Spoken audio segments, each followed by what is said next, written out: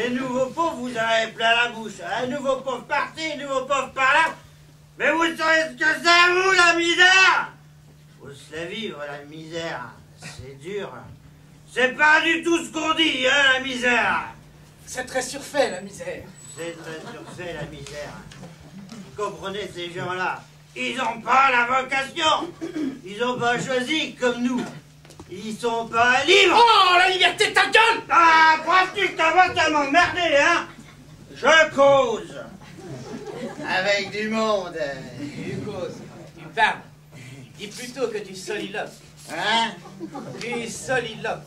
Hein? Du latin solus, qui veut dire seul, et loc. Loc! Ah ben, ça va, on s'est servi.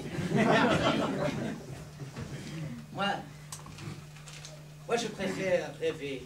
Ou plutôt, je préfère me rêver. Car lorsque je me rêve, ça me rend les autres plus supportables. Ouais, ben moi j'en cause. Les hommages, madame. Salut le philosophe. Ouais, dis Artémon le bienheureux. Parce qu'à rien m'habille et une moins que rien me déshabille. Madame Claudette.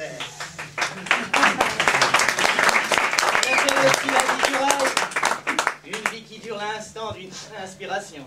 Elle n'est pas du rail, la vie. Elle est gavée chiante. Mortaise. Je doute pas, moi. Et ben voilà, c'est la Claudette au clodo. Attention, celle-là, un respect, hein? C'est ma fiancée. À moi. Oui. Et un prof. Et aussi au petit Nouradine. Nordine. Nordine, hein, c'est ça.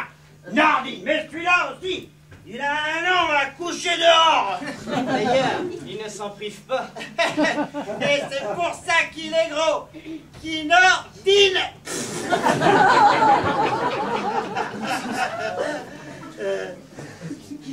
Eh ben la Claudette, qu'est-ce que t'as regardé tes pieds? Ils vont pas tomber. Je suis la perte et mort.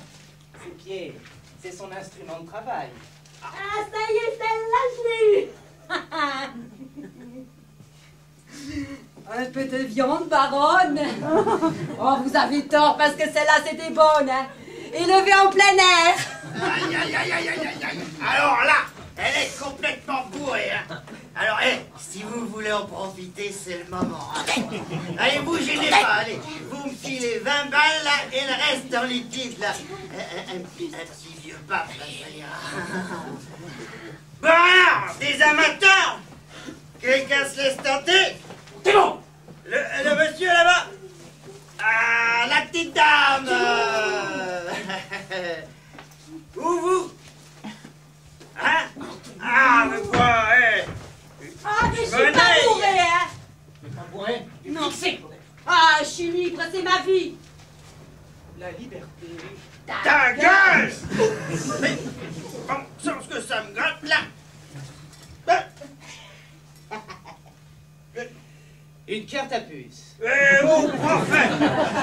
J'aime pas trop qu'on rigole à mon détritus, hein! Mais là, on l'a piqué au vif, hein. Dites, et à vous, ça vous démange pas, ça? Oui, je sais. Il y a des petits malins qui sait tout, qui disent que l'alcool, ça diminue la durée de vie. Prouve-le! Parce que moi, j'ai encore jamais vu un alcoolique mourir de soif. Permettez, Hein? faites voir cette bouteille. Ah ben c'est du pinard, hein?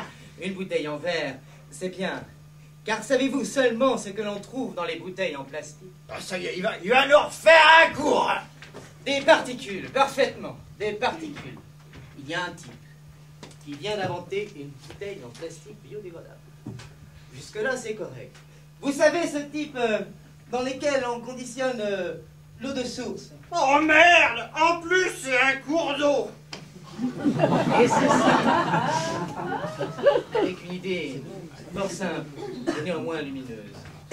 En mélangeant au plastique de la dite bouteille des molécules de cellulose. De la famille des glucides, C6H10O5. Du bois, du papier. Ainsi, Lorsque la cellulose se décompose, les microparticules de PVC se libèrent.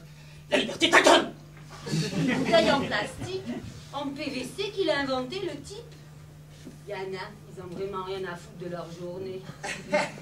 Et sans compter que nous, la flotte, on n'en a rien à foutre. C'est pas pour rien qu'on m'appelle Artémon le canard. Parce que sur moi, la flotte, ça glisse. Et puis d'abord, la flotte, le jour où elle sera prohibée, elle commencera à nous intéresser. Libéré, oui, mais où? Dans la nature. Ah, bravo la science. Et celui-là, j'espère qu'on va pas le cloner. Mais piquez-le d'or, vous voyez bien qu'il a mal.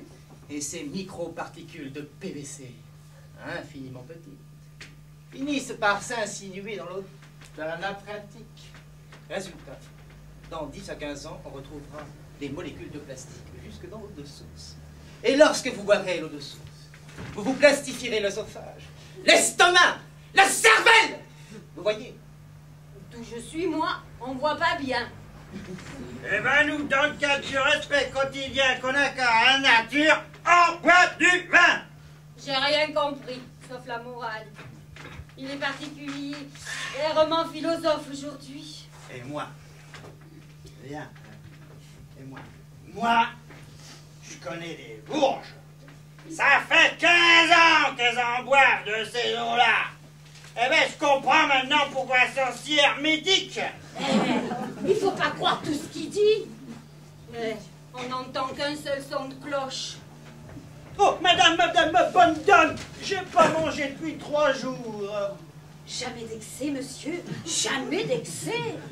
Une bonne hygiène de vie commence par une diététique étudiée. Vous sentez le besoin de retrouver votre poids de forme. C'est entendu et c'est bien normal. Et vous vous y prenez. Et bien qu'efficace à court terme, cette méthode est néfaste à votre santé. Ce que vous venez de perdre en 3 jours, vous le retrouverez en un seul. Bon. Là-dessus, monsieur, laissez-moi sur cette réflexion qui, j'espère, vous fera profit. Pour une bien hygiène de vie, une diététique étudiée. Charmé. Monsieur, Mais va donc, pétasse, Richardet, bourgeoise, incomprise. Va faire taper avant d'attraper nos puces. Tout le monde le sait que t'aimes pas les animaux. Allez, rentre vite dans ta propriété privée. Propriété privée. Et privée de quoi? Dément, tu as quelques récriminations exprimées à l'encontre de la société. Interpelle le président de la chose publique. Chose publique? Dis, prof, c'est moi que tu traites de chose publique? Chose publique, res publica, la République. Quoi? Tu veux que j'engueule la République? Mais pourquoi pas? Oh, prof, tu exagères. On a des problèmes, d'accord. Les autres aussi ont des problèmes. C'est pas les mêmes, c'est tout. Ils s'occupent de nous. Nous, les laissés pour compte. On le voit dans leurs journaux. Il n'y a pas un jour sans que c'est écrit solidarité. Tu as raison, ma petite Claudette. Faut pas qu'on se plaie.